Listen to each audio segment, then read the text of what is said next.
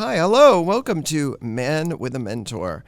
I am the man, your host, Matthew Barnard, and you may be wondering what a show called Man with a Mentor is about. And basically, it's about people with interesting careers and how they first got that inkling that they wanted to pursue that venture, and all the little great steps, successes, problems, pitfalls, potholes. And all. We're in Ohio, so I'm expecting many potholes after this winter, right? Especially right now. Yes. Yeah. They're coming. They're coming. All right. And so is my guest. He's coming. He's here. He's right here. Yeah. And Thanks for the invite. Oh, you're welcome. And your name is Jordan Letsinger. Jordan Letsinger, yes. Right. And I'm going to read a statement by you that you put in your bio. And you are a creator, filmmaker, and health and wellness athlete with over 10 years experience in content creation and production, directing and producing documentary films, TV commercials, and brand spots. Does that sum you up? Sounds about right. Yeah, professionally. Awesome. Okay. Well, let's go back, like to when Jordan was just a little nut. Young buck. Yeah, a little nut. An almond. So when would you say you first felt like I need to pursue this? Like, were you interested in like a million things, but then this came at you? And I was. I mean, I think growing up, like a lot of kids, I had a lot of diversified interests. Primarily, excuse me, guys, I'm battling a cold right now. Primarily, my interests were in sports growing up, though. I mean, I was a diehard sports fan. I was kind of a huge jock growing up, sort of thing. I was, played sports and did that whole thing. And my creative work really didn't start until much later on, which is kind of a funny story. It's a little bit of an unorthodox journey, maybe compared to some people. I love those. Yeah, I mean, it was really fun. I mean, it's been a wild journey to where I've got now. Mine really didn't start, I think, until I got into college, though. I mean, I was in high school and I was kind of just, I don't know, I was unsure, I guess, what direction I wanted to go in. And then when I got into college, like a lot of people, you have to take different courses and general electives and things like that. And I'd push my fine arts course off to the very last course you could take. I didn't even pay mind to it. And I had to sit down with an advisor, and he basically was like, you could either take this acting improv class or you could take a art history painting class. And I guess had enough awareness at that time where I was like, I mean, I'm sure as hell not like a painter. That's like not my not my thing. So I ended up taking this improv class, and I showed up on the first day, and it was very much like kind of what you would think with like a college theater class. Like, it was just a very buzzy atmosphere. I remember my teacher walked through the door, and she had almost this like cape looking thing on, and I remember seeing her come through the door, and I was like, man, what in the world is this? And at first I was a little bit thrown off by it, but pretty quickly it was interesting. I mean, it gave me a lot of the similar feelings to sports, where it's kind of like when you're on, you have to bring your energy. If you're memorizing monologues or scenes, it's kind of like studying a playbook and having to perform it live. And cut to kind of almost the end of the semester, my teacher was this very sweet woman, and she sat down with me and she was like, well, you've obviously been doing this for a long time. I don't know what you want to do with it. And I was like, no, this is actually like my first class I've ever taken. And she was like, really? You're good. You should do this, this, and this. And she really catapulted me on a creative journey that kind of led me to where I'm at now. Well, thank you to her. What's her name? Let's give her a shout out. Her name was we'll have to cut that. I'm blanking on her name. Jody Meeker Foster, I want to say her. She was it was a hybrid last name. Right. Right. Very sweet woman, and she was really cool, and it really kind of started my journey, and I got really close actually to majoring in theater, which was totally out of the blue. I mean, it caught me totally off guard, and I really liked it, but I don't know, for some reason it just wasn't, I didn't totally love it. Like, I was kind of more wanting to get up and perform a scene and knock it out and make it great, and then sit down and talk to girls or talk about sports. And it was not, it was not really that world. And so, but it was pretty serious. I mean, I sat down with the dean of the department at one point in time, and they were going to give me scholarship funds and stuff. And I kind of was just, I was like, I don't know. And he came from a film and TV background, so he actually pushed me into the film and TV department at my school, which was Northern Kentucky University. Oh, right. And ended up going down that path and learning the ins and outs of production and shooting and filming and that sort of thing, and then graduated and kind of hit the ground running. All right. Now, was there anyone when you started that improv class and then started to change maybe your path? Was there anybody that was like, ooh, what are you doing? Go into something safe. Because it seems like everyone wants their children to, go into a field where there's Right. a million jobs or there's, some kind of reasonable payday at the Stability, end of right. it and stability.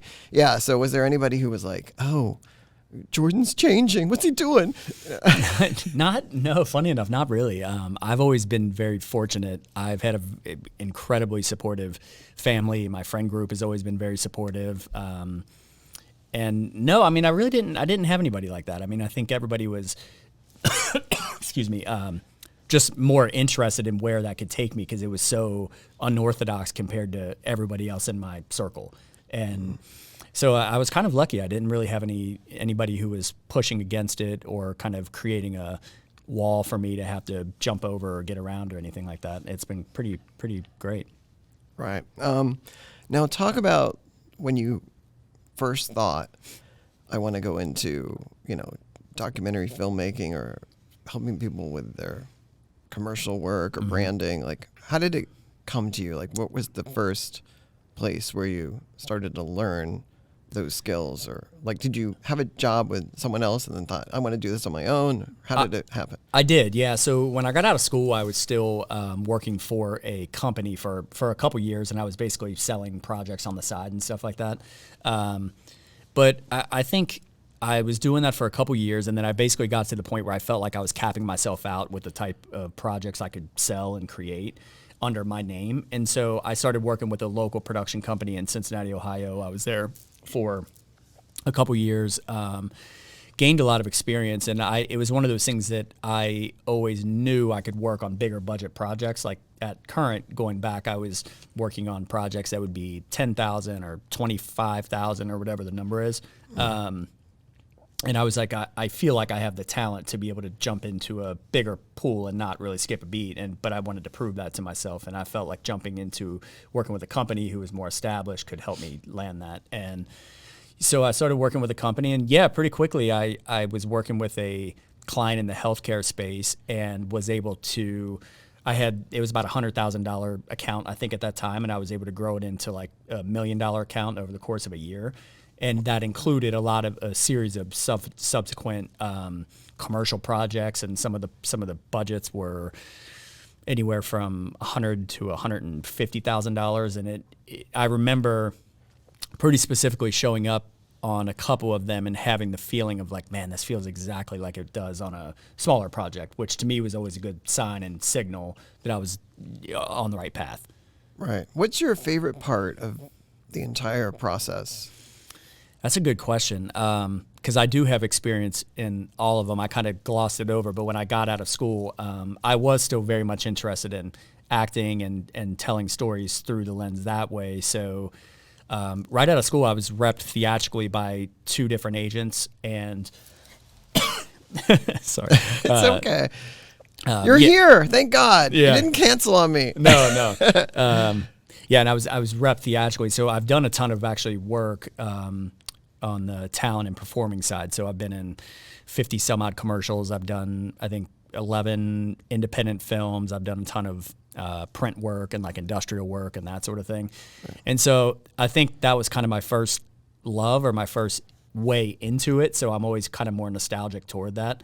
But over time, I mean, I think I've really grown to like the writing and the ideation process behind coming up with a concept, whether it's a documentary film or whether it's a TV commercial. I really enjoy kind of taking an idea out of the ether and putting it down on paper and then rallying the team and the crew and all that stuff to go make it and try to bring that vision to life. That's probably my favorite part. Right. Now, if someone comes to you and they have a very specific idea, do you do their idea, or do you always try to get a piece of your own thought process or it vision probably, into it? Yeah, it probably depends on the individual project and how, I guess, instinctually, if I wanted to change anything on it. If there was something that came to me and it was pretty well baked out already, I might be less inclined to go in and change anything on it. If it was something that I felt like I could change or make better, I usually will. I'm always kind of vocal about that because I think that's a good just tool for a collaborator to have. Vice versa, if I create a piece and I bring somebody in, whether it's a DP, a director of photography, or the client or whoever, I want people to be like, I think we can make it better this way. So it really kind of depends. I would say it's probably half and half. Right. Okay. Yeah. Have you ever had a client and you feel like you've done exactly what the vision was, and they're like, "Oh, what is this?" Or and you're like, "Oh, okay, let's go to plan B," or like, how do you deal with? I mean, have you ever had a client where you really have felt like the first idea was a scrap and like do over? Or no? You're so good that doesn't happen. No. I mean, it hasn't happened a lot. I mean, there's one client that comes to mind. It was a healthcare company I was working with, and it more I would say it kind of didn't go off the rails, but there was some issues with the on-location shooting that we didn't discuss during the pre-production phase, and it caused some issues. But it kind of course corrected. But it's been more, luckily. It's been more on my end. I've had a lot of great experiences. I think with just the clients I work with, I usually try to approach them from a very personal perspective. I want to be able to create really good relationships with them. But usually, depending on the size of the business, a lot of times they are the owners of a company or they're very kind of high up executives. And so, really, what they're wanting to do with their content is they're wanting to drive revenue for their subsequent business through the content you're creating. And so usually I kind of approach the creation process through that lens, and it usually just helps, I think, crystallize and get everybody on the same page. Right. Now, what would you say are the keys to branding, like just in general? I think branding, to me, it's kind of evolved over time, but I think branding is kind of a fancy word for reputation. And because when you think about brand, like if I asked you, what do you think when you hear the word brand? What comes to your mind? Well, like either like a logo or a a character who represents that, like the Pringles man or whatever. Totally. Yeah, I mean, I think the best branding, even if it's annoying, it like somehow sticks with you. Yeah. Like I know I don't know if I should say this, but those Liberty Mutual ads, like I hate every single one of them, but I totally know what Liberty Mutual is now. Yeah, you just remember. Yes, but when I see those ads, I'm like, oh God. But it is interesting because if you ask a room of 10 people what brand means to them, you're going to get 10 different responses. So some people will say logos like you, other people would say website, other people would say colors, whatever. To me, it boils down to reputation, and you can kind of control your reputation, but it's really hard for you to control what your brand is. So when you're creating content, I think if you do it through the lens of you're wanting to create a specific reputation in your field, that's a lot more actionable versus like brand, which is just kind of a nebulous word to me. Right. Now, how do you feel about, because I don't know how people become this term of an influencer, who are literally getting products and hyping them to get the buzz about a particular brand. Sure. or design or label or whatever. Like how do those people get that information in their hands? And do you think it's a very temporary type branding and then it's swished out the door? Or do you try and use that in your like kit of tools? Yeah, I do. I mean, I think influencer is a relatively new word as it pertains to social media in particular. So I found I actually do a lot of work with brands, primarily through the health and wellness space, which we can maybe touch on that a little bit later. But I have been going back to what I was saying before. I grew up playing sports my entire life, and that kind of athlete mindset has always stuck with me. So I've always been somebody who is trained and worked out really hard, and I've naturally evolved to I love creating content around health and wellness to be able to drive that message and mission for people who may want to get into that space. And so by creating that sort of content and then publishing it on social media, I've been fortunate enough to have a few different brands over the last just year, 2 years, reach out and want to collaborate. So it's been really cool. I think for them, it kind of depends on what the goal and what the mission is going into it for them. Like if they're wanting to drive sales, for example, like what I mentioned before, I think it's a tool in the tool belt, if you will. Right. I think it's wildly effective, though, especially depending if it's like a direct-to-consumer brand. I think it's very effective. Right. Now, let's talk about like things outside work. You've recently completed – sorry, my notes are covered right now. You recently completed a #Run 365. Right. So I love that you're – like active in health, and that is also where you like to, play in that sandbox. Yeah. So how do you feel about making time for that? Like, do you think it's important for people like out there in the business world to have outlets outside of work? Because some people don't, and they their heart's going to explode when they're 55 or whatever, because they just are stressed all the time and there's no outlet for it. So is that something that you're consciously thinking of to clear your head?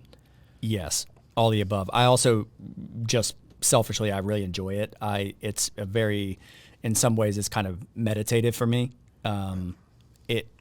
But I also really like a challenge. So the Run 365 challenge, what you were referencing before.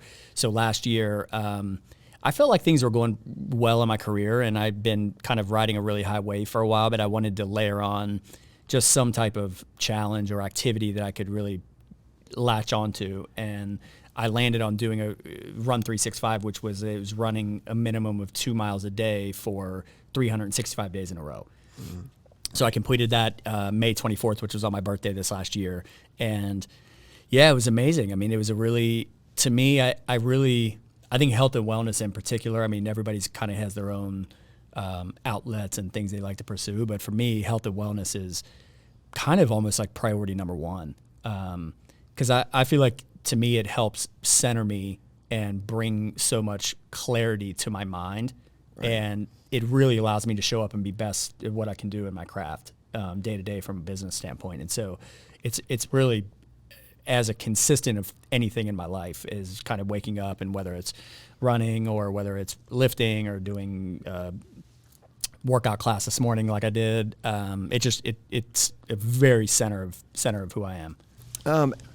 As of right now, what are your favorite projects to be working on? Like, do you like the commercial side of things, or would you rather do more creative things with documentaries or regular films or short films? I actually, I'm kind of weirdly in the camp of I really enjoy commercial projects. I know some people don't. I find them to be wildly creative, especially if you are on board with creating them from the jump, which a lot of times I am because I have a writing background. So a lot of times I'm working with companies and I'm kind of coming up with the high level concept and then working with the script and then going through the casting and all that.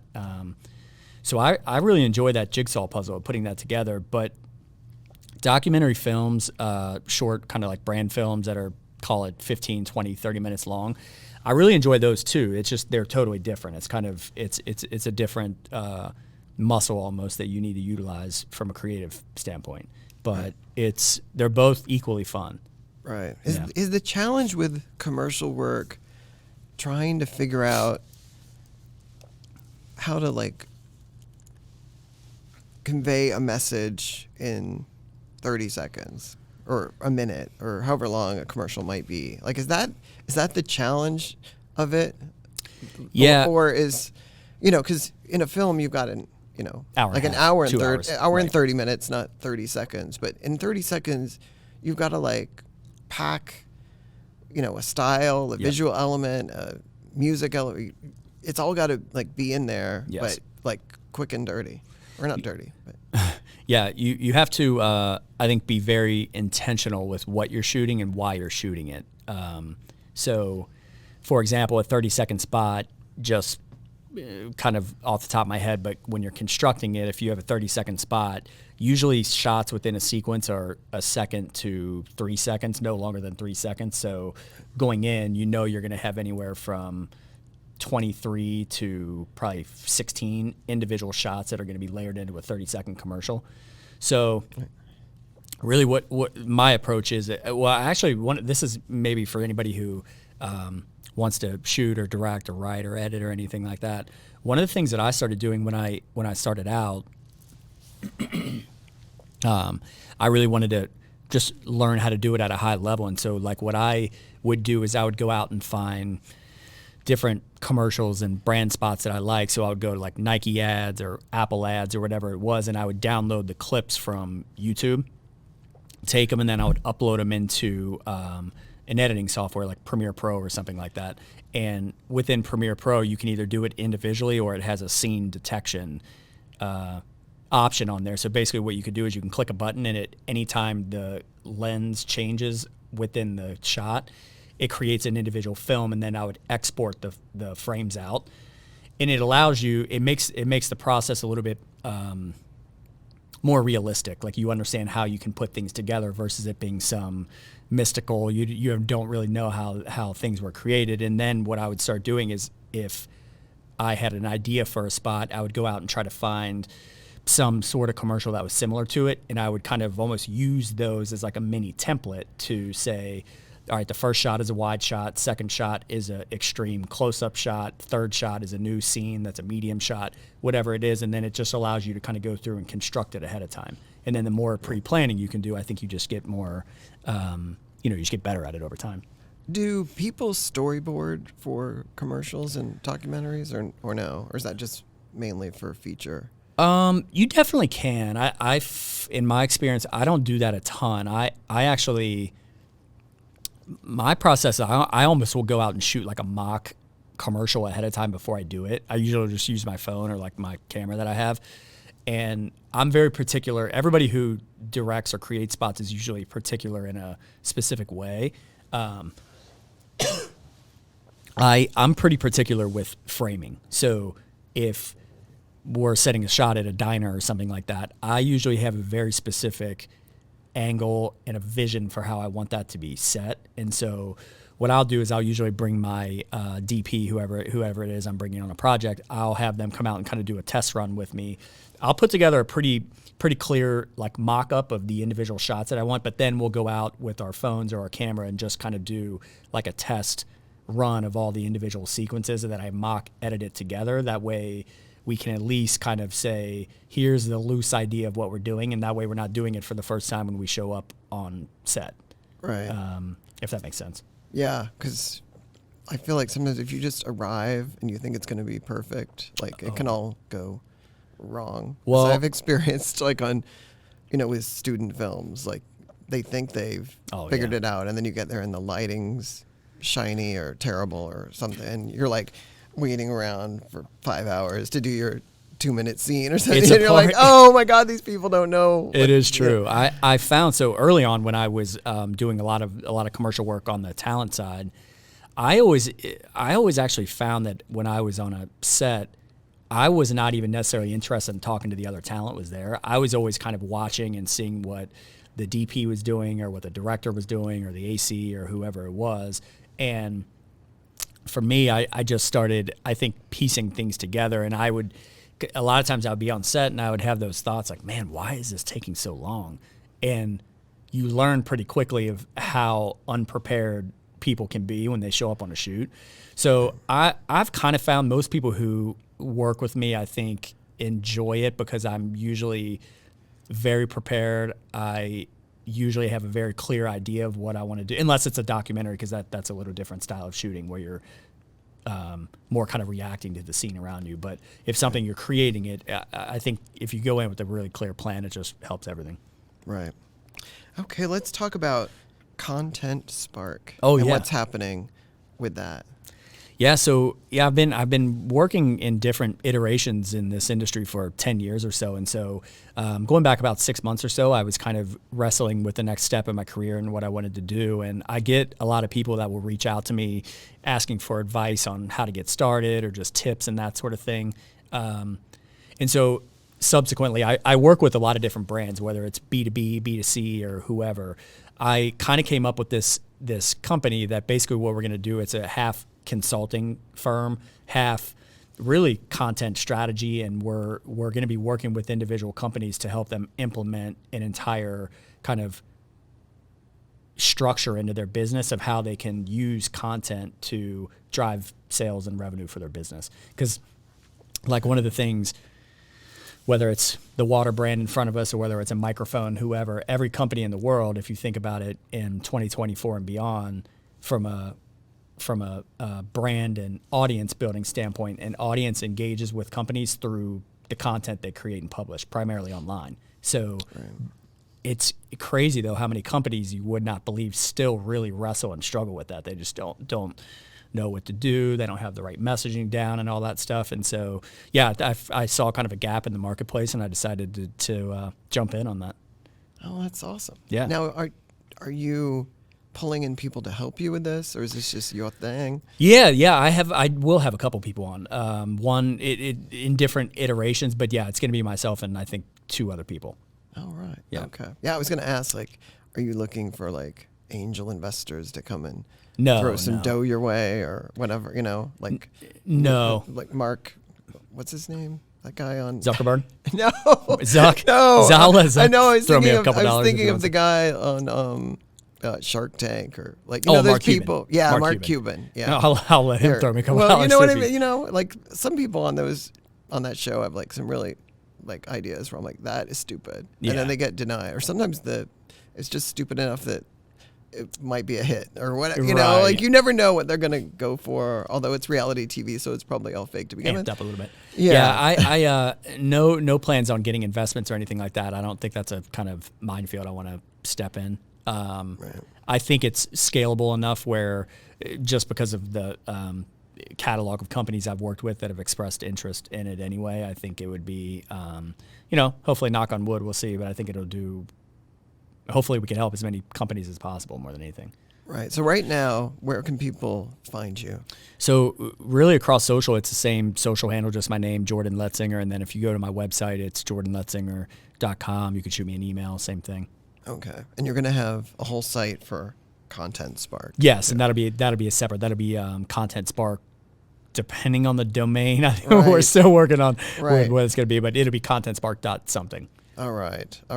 So people are going to get in touch with you if they need an awesome branding, content, film director guy. Did I get it all in? No. Sounds good, man. You do Sounds so good. many things. Like I know. feel like in the entertainment business, you can keep like slashing yourself. Well, yeah, and particularly on social media too. I mean, I think I do have some of my friends who are more like, this is the only thing I do. I'm not really interested in anything else. But I don't know. I mean, I wake up and depending on what side of the bed I'm up on, I can have different interests. And so I think for me, I'm kind of like super passionate about health and wellness. So why would I not try to combine that with directing and producing and all these different things? And so, yeah, I think. I want your health and wellness to improve. No kidding, man. I know. I sound like I have a frog in my throat, and you're coughing. I and know. This is Ohio in January. Ohio in January, right? Yeah, and it also might be 60 degrees tomorrow, I know. or 6 degrees. Who knows? All right, I wanted to thank you so much. If you want to find out about Jordan Letsinger, go and visit him at jordanletsinger.com. And I appreciate you being here. Thanks so much. Yeah, thanks, man. Thanks for having me on. Appreciate All right. Thank you for another great episode of Man with a Mentor. We're out.